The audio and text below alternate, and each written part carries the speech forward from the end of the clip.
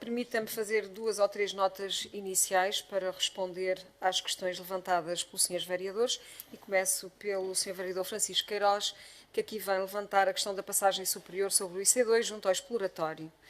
Ora bem, gostaria de dizer que esse processo é longo, tem mais de 25 anos, portanto, diz respeito a um alvará de loteamento que foi aprovado em 99 e que finalmente teve resolução já connosco e com uma deliberação do dia 19 de 2 de 2024, que foi aqui aprovada, neste órgão, por unanimidade. Portanto, só para recordar, aqueles que votaram, se calhar sem terem consciência do que estavam a votar, o que é grave, ficou, aliás, tem que começar pelo princípio, portanto, era a Urbivásia, que é o promotor daquele loteamento, que, no que respeita à aprovação das obras de urbanização, previa a construção de uma passagem superior, que chegou a ser executada. Só que, e onde é que ela era? Não é junto ao exploratório, é já do lado de cima, do lado da Quinta da Várzea, chamemos-lhe assim, junto aos campos de pádel, era nessa zona. E depois, quando a IP decidiu alargar aquele troço do IC2, obviamente que foi preciso retirar a passagem superior, porque ela não tinha o vão necessário para se encaixar depois naquele alargamento. E, portanto, foi desmontada e ficou lá durante anos. Portanto, o promotor chegou a implementá-la, só que depois, com o alargamento, teve que a desmontar, que ficou até se deteriorar lá encostado ao canto. Portanto, já lá vão 25 anos. O promotor, com alguma razão, naturalmente, veio pedir a restituição da caução e a Câmara recusou-se, porque, obviamente, em termos de fiscalização ao local das respectivas obras, havia não só este problema, havia outros também, e, portanto, recusou-se sempre a restituir a respectiva caução, nem a receber as obras, aliás, que acabou por receber parcialmente, não na sua globalidade. O processo entrou em tribunal, a Urbivárzia acabou por entrar com uma ação contra a Câmara Municipal, que se prolongou até agora. Portanto, como eu disse, no dia 19 de 2, foi aqui aprovado um acordo direto entre a Câmara Municipal, através da mandatária da Câmara Municipal, diretamente em tribunal, com o TAF de Coimbra, em que, basicamente, no que respeita a essa passagem superior, foi decidido de que o promotor já tinha feito a sua obrigação, portanto, não lhe podemos exigir novo investimento, mas o que lhe foi solicitado, e ele concordou, foi a substituição por uma passagem semaforizada. Não no local onde tínhamos a passagem superior, porque do ponto de vista de segurança não é passível de aplicação deste tipo de medidas e, portanto, foi-lhe exigida a semaforização de uma passagem do lado, sim, do exploratório. Isso está em cima da mesa, portanto, não vale a pena. Estamos à espera novamente da reposição da passagem superior, porque ela não irá ocorrer por esta razão que eu aqui estou a dizer. Portanto, mas já foi aprovada, repito, por unanimidade, por deliberação de Câmara, do dia 19 de 2. No que respeita ao Sr. Vereador José Dias, levantou aqui várias questões. As piscinas de celas ainda não há licenciamento, não por culpa da Câmara Municipal, mas porque continuamos a aguardar o parecer do Instituto de Desporto, que levantou uma série de problemas e continua a levantar uma série de problemas ao projeto e, portanto, são pareceres naturalmente vinculativos e aos quais a Câmara tem que se sujeitar. Portanto, continuamos a aguardar, não só das piscinas de celas, mas da mesma forma também no que respeita ao complexo desportivo, chamemos-lhe assim, da Arregaça. Estava a perguntar se temos uma programação das várias obras. Em primeiro lugar, temos a que estar felizes por haver obras. É bom sinal, é porque a cidade está a mexer, está-se a transformar, está-se a modernizar, está-se a inovar. Portanto, ainda bem que temos muitas obras. O sistema de metro Mondego, o loteamento da Virgílio Correia, o loteamento do Important Code, o Polo 3, a futura maternidade que só tarda. O erro é só por ser tardia. Já devia estar, era concluída. Ora bem, não compete, como deve imaginar, estamos a falar essencialmente de investimentos privados, não compete à Câmara Municipal estar a dizer podem avançar ou não podem avançar. Há um licenciamento, é uma questão de gestão financeira de cada uma das empresas ou de cada um dos promotores.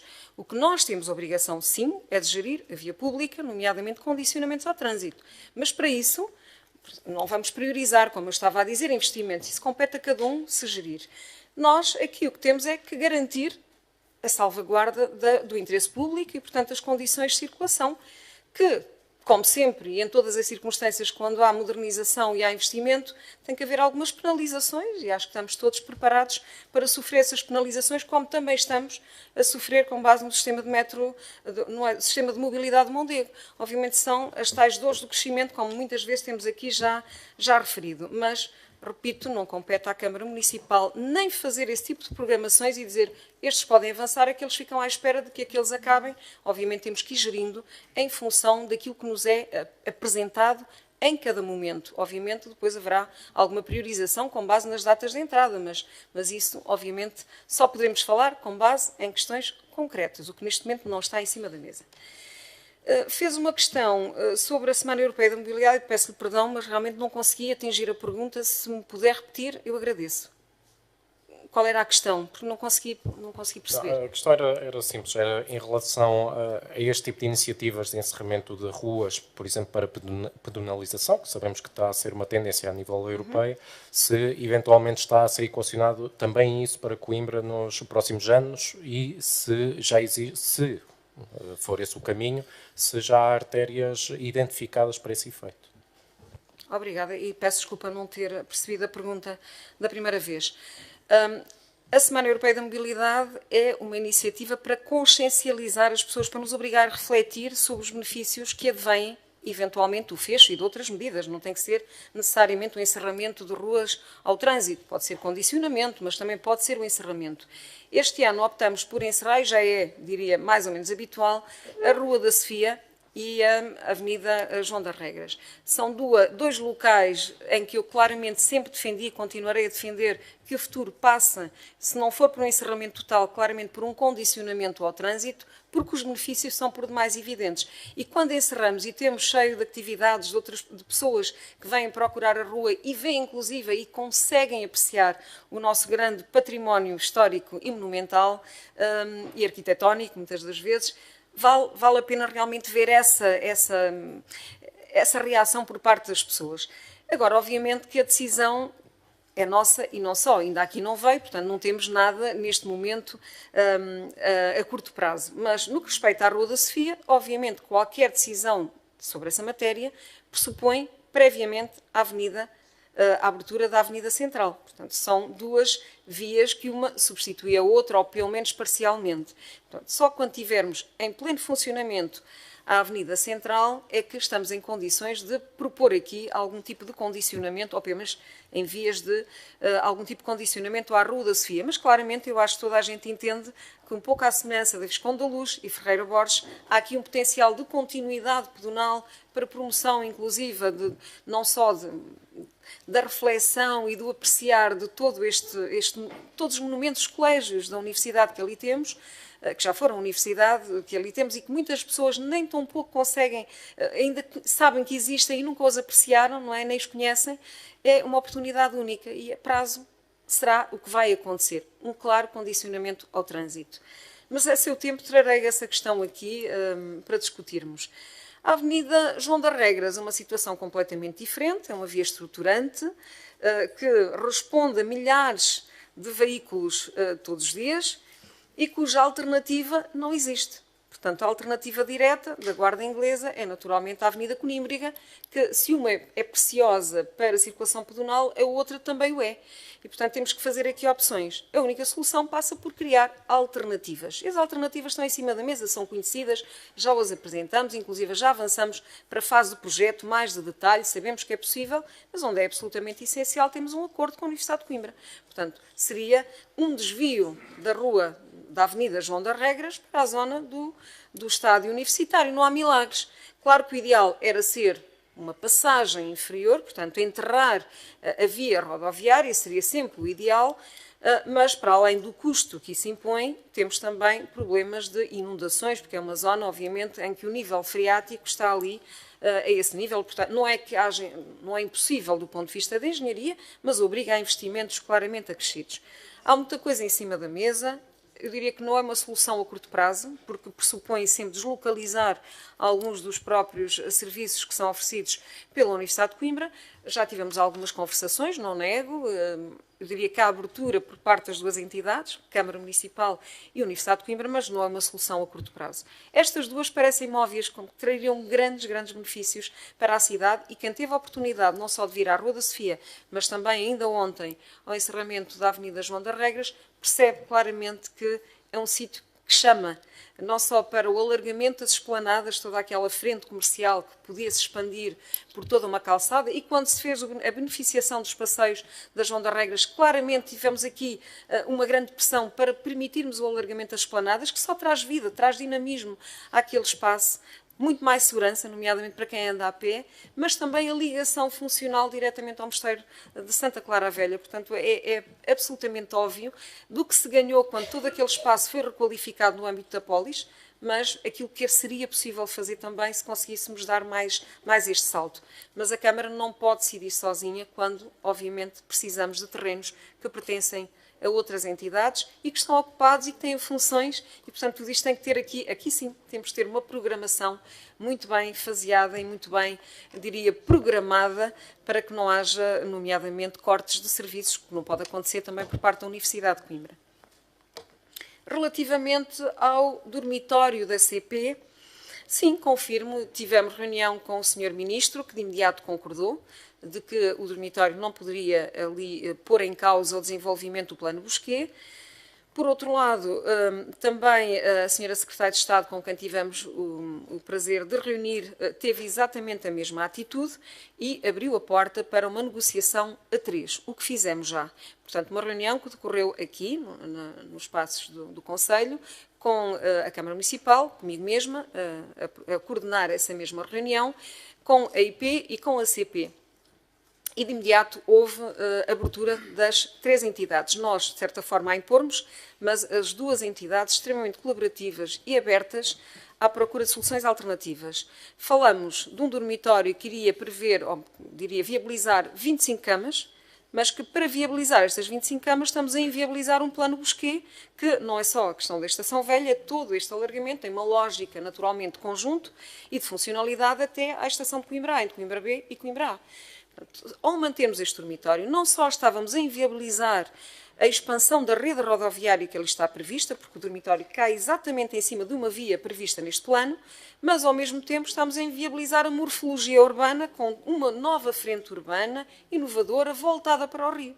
E que, obviamente, como devem imaginar, até pelo valor de investimento, se me permitem aqui o desabafo, estamos a falar de um investimento de cerca de 800 mil euros, que se perde claramente no investimento que está previsto pela IP nesses bairros, que são os tais U's, que são 2 U's mais um L, que está previsto no plano Bosquet, que aliás qualquer um, eu volto a convidar, quando descerem, temos lá embaixo a maquete e podem ver o que é que estaríamos a pôr em causa. Felizmente houve muito bom senso, muita cooperação e, portanto, o que está neste momento em cima da mesa é a transferência desse dormitório, do que estava previsto, essas 25 camas, para um outro edifício que fica ligeiramente mais a norte, mais perto da APA, que é igualmente da IP e que de imediato o disponibilizou para a CP. Portanto, apesar de serem da mesma tutela, temos que entender que há aqui gestões autónomas, mas a IP de imediato disponibilizou o edifício para que a CP possa aí construir, então, as residências universitárias e, portanto, resolver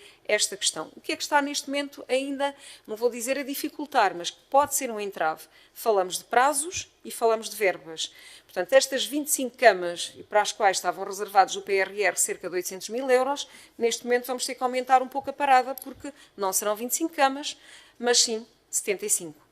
E, portanto, o investimento, a ordem de investimento terá que ser maior e é isso que queremos neste momento e já solicitamos uma reunião ao Sr. Ministro da Educação para ver se discutimos se é possível aumentar esta dotação orçamental, mas ao mesmo tempo alargar ligeiramente os prazos, porque com isto há aqui algum atraso incorporado neste dossiê, porque do lado de cá já tinha um projeto elaborado e agora é necessário voltar à estaca zero. É essa a questão que está em cima da mesa, mas acho que qualquer um entende que a cidade de Coimbra perderia muito se deixássemos avançar este dormitório, 25 camas. E já agora até posso dizer, para ir um bocadinho mais longe, estão neste momento em licenciamento na Câmara Municipal de Coimbra cerca de 1.500 camas para residências universitárias, obviamente o foro privado. Portanto, 25, do ponto de vista relativo, é um valor que não podemos, acima de tudo, pôr em causa o desenvolvimento da Frente Ribeirinha. E para isso, obviamente, apelo à sensibilidade de todos. Sr. Presidente, agora sim faria a minha apresentação e que tem exatamente a ver com a Semana Europeia da Mobilidade. Decorreu ao longo da última semana a Semana Europeia da Mobilidade, uma iniciativa da Comissão Europeia, iniciada em 2002, depois de 2 edições do Dia Sem Carros. Em Portugal, a iniciativa promovida pela APA, em estreita colaboração com as autarquias locais. O município de Coimbra tem aderido de forma intermitente, mas desde que este Executivo assumiu funções, temos-o feito continuamente, aproveitando a oportunidade para sensibilizar a população para a necessidade de se alterarem comportamentos nas formas de deslocação em prol de um ambiente urbano cada vez mais sustentável nos seus 3 pilares fundamentais: económico, social e ambiental. Coimbra associou-se às 91 localidades portuguesas que aderiram à iniciativa e às mais de 1.696 cidades de 42 países diferentes. A edição deste ano teve como tema central o espaço público partilhado, mantendo-se o slogan Combina e Move-te. Coimbra respondeu com um programa alargado, diversificado e extremamente inclusivo. As atividades iniciaram-se no passado sábado, com a apresentação e divulgação do arranque de transporte flexível em Sernach, no momento de participação pública. No domingo, em coorganização com a Coimbra a Pedal e com a Solum 15, numa iniciativa da Kidi Calmas, pedalou-se num circuito com cerca de 6 km de extensão e que ligou as várias escolas entre a Solum e o bairro Norton de Matos. Uma ação devidamente acompanhada pela Polícia Municipal e que envolveu mais de 50 participantes, na sua maioria muitas crianças, permitiu comprovar que é possível pedalar em segurança, mesmo com as obras do Sistema de Mobilidade de Mondego. A segunda-feira foi dedicada aos estudos piloto materializados no âmbito de projetos de investigação em curso e onde a Câmara Municipal se integra como parceiro ativo. Neste dia, arrancou o piloto de transporte flexível em Sernach, integrado no projeto europeu SAM, Seamless Shared Urban Mobility, em colaboração com o SMTUC. O momento foi sinalizado no Interface de Casconha, com a presença do Sr. Presidente da Junta de Sernach. No mesmo dia, numa ação de apresentação e discussão pública, foi apresentado o estudo piloto de medidas de acalmia de tráfego aplicado à Rua Maria Vitória Bourbon Bobone, na Quinta da Portela, e que decorreu durante uma semana. Aliás, acabamos esta manhã de retirar as respectivas medidas. Trata-se de um projeto piloto integrado num projeto de investigação, o IMPACT, em parceria com a Universidade de Coimbra e com a Universidade do Minho, e que procuram apoiar a investigação aplicada na área da segurança rodoviária. A iniciativa, solicitada pela Associação de Moradores, contou com o apoio gracioso das empresas Fluema e LPR, as quais disponibilizaram mobiliário urbano para a formalização de um parklet que serviu de extensão ao jardim infantil aí existente. Durante a semana, a Universidade do Minho recolheu uma série de indicadores de desempenho, os quais serão complementados por um inquérito antes e depois, o antes já decorreu, o depois irá decorrer agora, para a avaliação dos impactos reais das medidas.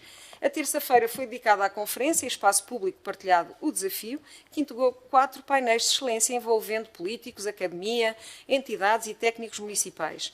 Foi uma oportunidade para apresentar e discutir o futuro sistema intermodal de transportes da região de Coimbra, numa ótica de complementaridade e intermodalidade. Foi apresentada a participação da Câmara Municipal em 3 projetos de investigação. Isto eu gosto aqui sempre de sublinhar. A Câmara Municipal apoia claramente a investigação aplicada. 3 projetos de investigação, eu acho que é inédito nesta casa, onde se potencia o desenvolvimento da investigação em estreito com laboratórios vivos, que é o espaço público, em estreita colaboração com a academia.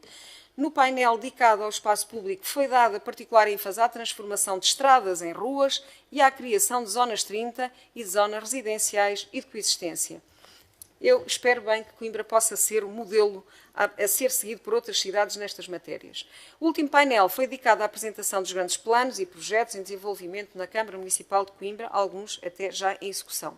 Foi um dia extremamente rico em conteúdos e onde se ressaltou a relevância da participação pública precoce e dos projetos integrarem nas suas diferentes dimensões mediante a constituição de equipas multidisciplinares. Na quarta-feira visitamos as obras do sistema do Metro Mondego, organizado com a Metro Mondego, a quem agradeço a colaboração. A visita, que foi dividida em 2 partes, iniciou-se com um percurso a pé, onde se deu a conhecer a complexidade das obras em curso, dado o emaranhado de infraestruturas subterrâneas não cadastradas e que diariamente tornam as frentes de obra um autêntico desafio de articulação entre entidades. A visita terminou numa visita ao PMO, Parque de Material e Oficinas, em Sobral de Ceira, numa visita que envolveu mais de 100 pessoas que tiveram a oportunidade de viajar num autocarro num autocarro que irá constituir o futuro sistema de mobilidade do Mondego.